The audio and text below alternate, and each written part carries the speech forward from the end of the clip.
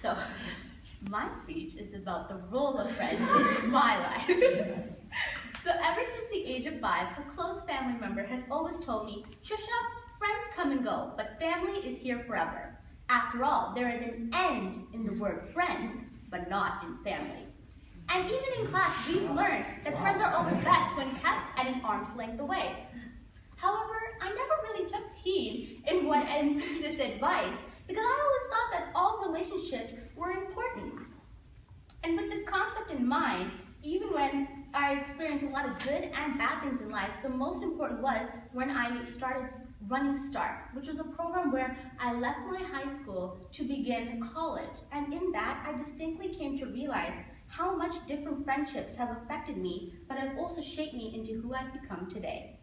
So today, I'm going to talk about the different roles my friends have had in my life by explaining the 3 aspects of companionship, character development, and spiritual connection to God.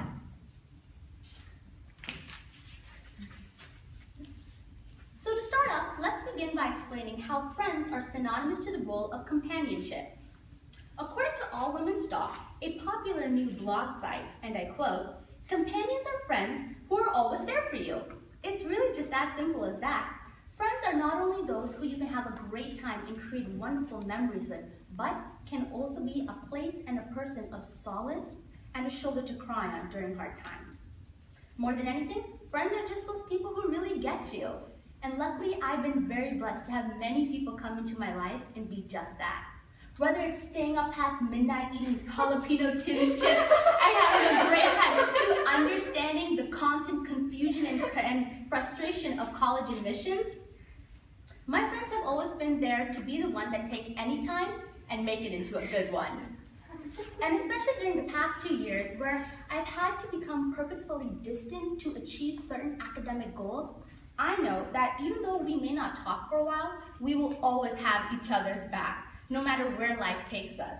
And honestly, knowing that much is what makes any stressful time, like right now when UW admissions are coming up next month, just so much more easier. Now, this said, as wonderful as friends are for being and having a good time, they can actually help you realize your flaws and mistakes, which leads me to my second topic of character development. In 1973, Swami said during his The True Nature of Friends discourse in Vrindavan, and I quote, "If a person is adopting wrong ways, a true friend should not be afraid of pointing out his errors in the view to improve him." Now, although this theoretically and morally sounds correct, how many of you here, just by a show of hands, would actually be able to step up and tell a person their mistakes? Just think about it for just a moment. Would you be able to do that? Yeah. Well, for those of you who raised your hands, I commend you. That is so great because that takes a lot of guts. Now, for most of you, including myself, we would be absolutely petrified to do so because by human nature, we're afraid of being in that position of being judged and vulnerable. And oddly enough, I was in this very same situation. A couple of years ago, when I was a freshman in high school, a group of my friends were sitting, we were having lunch and just talking, and the topic of one of our recent exams came up. Everybody started talking about how horribly they did and how they failed, while I was just sitting there like, well, I got a 96, so I did pretty good. Now, I know that sounds really bad, but I was a foolish child back then. I didn't know better. Almost instantaneously, one of my friends said, "Trisha, you know, when you talk about your grades, you're sometimes really cocky about it, and you make us feel really bad." Now, being the oblivious child that I was, I actually didn't even fully understand what she said until I looked up the definition, and I was shocked. I never realized that I came across as arrogant or rude when I talked about my schoolwork or my grades, because that was never my intent. And so although I was really upset that she called me that for a while, the more I started thinking about her comment, the more of a reality check it actually gave me. She made me instantly realize the importance of being humble and put me in my place. Moreover, she showed me how to put things into perspective and be understanding of another person's problem.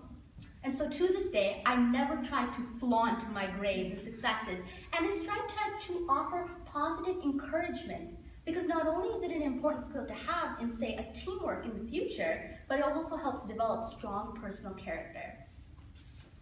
Now, throughout the speech, I've talked about the wonderful, lifelong experiences that I've gained from not only my school, but close friends as well. But I've saved the most important for last, and that is what I call my friendship with God. Several years ago, back when I was in Group 2, me and a couple of the older kids here too read Swami's World Conference discourse entitled The Revelation. In that beautiful speech, Swami discussed many different attitudes one person can have towards God. And of the great relationships that were mentioned on the page, the one that really struck me was the one called Sakya Baba Namasankirtan, or having a comrade or friend-like attitude with God. In fact, even earlier last year, we talked about the importance of simply spending 11 seconds talking to God and giving thanks.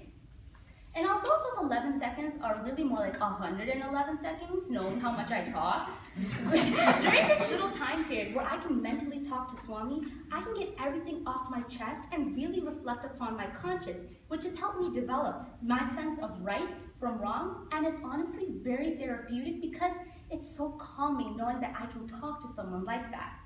And especially during these last 2 years, where I've had to become very mature and independent almost overnight because of running start, it's very relieving knowing that one of my closest friends is always going to be there for me to talk to, wherever, whenever I am in life. And I know that as long as I live, this is going to be the one relationship that I'm really going to try and work on to keep and never lose.